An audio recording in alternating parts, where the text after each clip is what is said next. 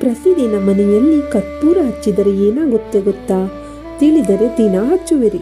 ಪೂಜೆಯ ಸಮಯದಲ್ಲಿ ಆರತಿಯನ್ನು ಮಾಡುವುದರಿಂದ ಮನಸ್ಸಿಗೆ ಶಾಂತಿ ಮತ್ತು ಆನಂದ ನೀಡುತ್ತದೆ. ಆದರೆ ಕರ್ಪೂರವು ಅದಕ್ಕಿಂತ ಹೆಚ್ಚಿನ ಪ್ರಯೋಜನಗಳನ್ನು ನೀಡುತ್ತದೆ.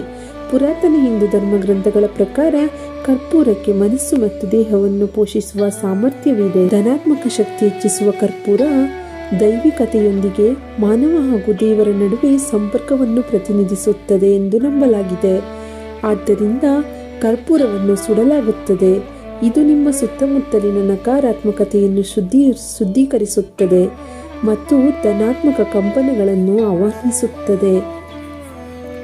ಆತಂಕ ಮತ್ತು ಒತ್ತಡ ಕಡಿಮೆ. ಈ ಆಧುನಿಕ ಜಗತ್ತಿನಲ್ಲಿ ಒತ್ತಡ ಮತ್ತು ಆತಂಕಗಳು ಸಹಜ. ಈ ವಾತಾವರಣವನ್ನು ತೆಗೆದುಹಾಕಲು ಕರ್ಪೂರ ತುಂಬ ಸಹಾಯಕಾರಿಯಾಗಿದೆ.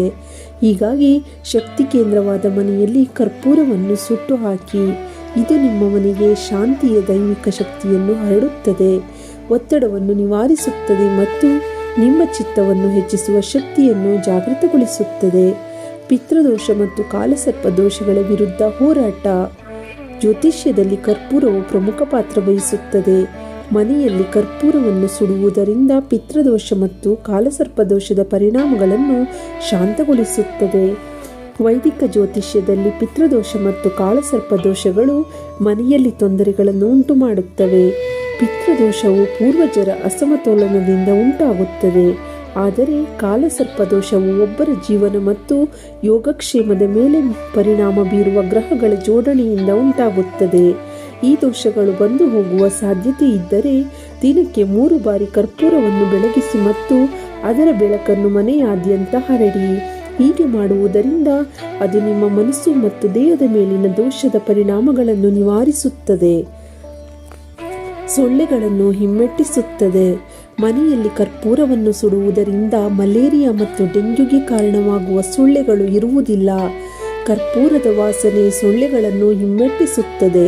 ಆದ್ದರಿಂದ ಪ್ರತಿ ರಾತ್ರಿ ಮಲಗುವ ಮುನ್ನ ಎಲ್ಲ ಬಾಗಿಲು ಮತ್ತು ಕಿಟಕಿಗಳನ್ನು ಮುಚ್ಚಿ ನೈಸರ್ಗಿಕ ಕರ್ಪೂರವನ್ನು ಸುಟ್ಟು ಹಾಕಿ. ಕರ್ಪೂರವು ಸೊಳ್ಳೆಗಳಿಗೆ ಮಾತ್ರವಲ್ಲ, ದುಷ್ಟಶಕ್ತಿಗಳನ್ನು ಹಿಮ್ಮೆಟ್ಟಿಸುತ್ತದೆ.